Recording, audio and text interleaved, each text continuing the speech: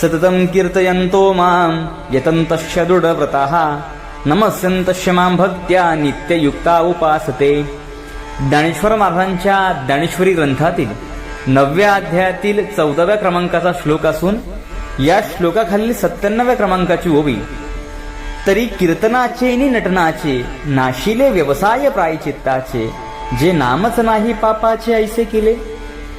तुम्ही जर जीवनामध्ये सतत देवाचं नामस्मरण केलं तर तुमच्या जीवनातील सर्व पाप दूर होतील याच्यामध्ये नवल नाही. तर माऊली म्हणतायत की तुमच्या जीवनामध्ये पापाचं नाव देखील शिल्लक राहणार नाही.